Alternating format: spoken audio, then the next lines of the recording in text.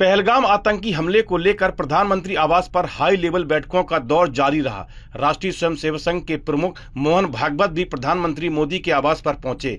इससे पहले राष्ट्रीय स्वयंसेवक संघ यानी कि आरएसएस प्रमुख मोहन भागवत ने जम्मू कश्मीर के पहलगाम में बेकसूर पर्यटकों की हत्या पर बड़ा बयान दिया था। उन्होंने कहा कि राजा का काम प्रजा की रक्षा करना होता है। राजधानी दिल्ली में एक किताब के विमोचन कार्यक्रम में उन्होंने रामायण और महाभारत का हवाला भी दिया था और कहा कि जरूरत पड़ने पर लड़ना पड़ता है। संघ प्रमुख से पहले गृह मंत्री अमित शाह भी पीएम आवास पहुंचे। इससे पहले प्रधानमंत्री आवास पर पीएम मोदी की अध्यक्षता में एक हाई लेवल बैठक हुई, जिसमें रक्षा मंत्री राजनाथ सिंह, राष्ट्रीय सुरक्षा सलाहकार अजीत डोभाल, सीडीएस अनिल चौहान और तीनों सेनाओं के प्रमुख मौजूद रहे। पीएम आवास पर यह हाई लेवल मीटिंग करीब 90 मिनट तक चली। इस मीटिंग के बाद एक कयास लगाए जा रहे हैं कि पाकिस्तान पर भारतीय सेना जल्द हमला बोल सकती है, यानी कि अगले 12 से 14 घंटे पाकिस्तान पर भारी पड़ने वाले हैं।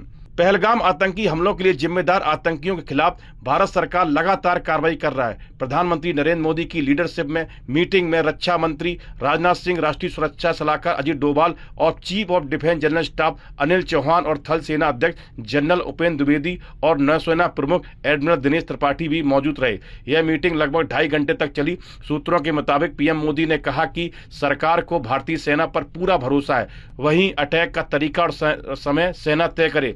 पीएम मोदी ने आतंकियों पर कार्रवाई करने के लिए सेना को खुली छूट दी। प्रधानमंत्री मोदी ने कहा कि आतंकवाद को करारा झटका देना हमारा राष्ट्रीय संकल्प है। बैठक में आतंकियों के खिलाफ चल रहे ऑपरेशन और भविष्य की रणनीति पर चर्चा हुई। पीएम मोदी ने पहले ही आतंकियों के खिलाफ कड़ी कार्रवाई करने के निर्देश दिए। 22 अप्रैल को हुए पहलगाम आतंकी हमले में 26 लोगों की मौत हो गई थी, वहीं दर्जनों लोग घायल हो गए थे। इस हमले के बाद पाकिस्तान भी हाई अलर्ट पर है। शहबाज सरकार को लगता है कि भारतीय सेना पाकिस्तान पर कड़ी कार्रवाई कर सकता है। पहलगाम आतंकी हमले के बाद दूसरी बार किसी सार्वजनिक कार्यक्रम को संबोधित करते हुए प्रधानमंत्री नरेंद्र मोदी ने मंगलवार को जैसे ये कहा कि हमारे पास सीमित समय और लक्ष्य बड़े हैं। वह एक समय तो वहां मौजूद लोगों को लगा कि पीएम आज ही फिर पहलगाम पर आतंकी हमला बोलेंगे। लोगों की उत्सुकता अचानक से बढ़ी, लेकिन अगले ही पल उन्होंने खुद को संभाला और कहा कि ये बात मैं वर्तमान स्थिति के लिए नहीं कह रहा हूं। इससे पहले भारतीय सेना ने पहलगाम में 22 अप्रैल को हुए आतंकवादी हमले के मद्देनजर जम्मू कश्मीर के राजौरी जिले के नौशेरा सेक्टर में ग्राम रक्षा समूहों के सदस्यों के लिए विशेष प्रशिक्षण शिविर आयोजित किया था। यह प्रशिक्षण संवेदनशील सीमा क्षेत्रों में सुरक्षा बढ़ाने के लिए एक महत्वपूर्ण कदम है।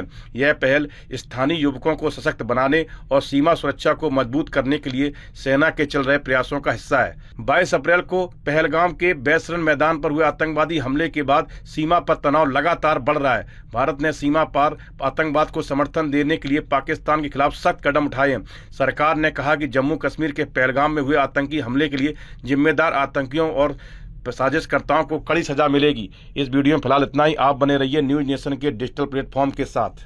न्यूज नेशन अब व्हाट्सएप पर खबरों के ताजा अपडेट के लिए न्यूज नेशन के इस QR कोड को स्कैन करें।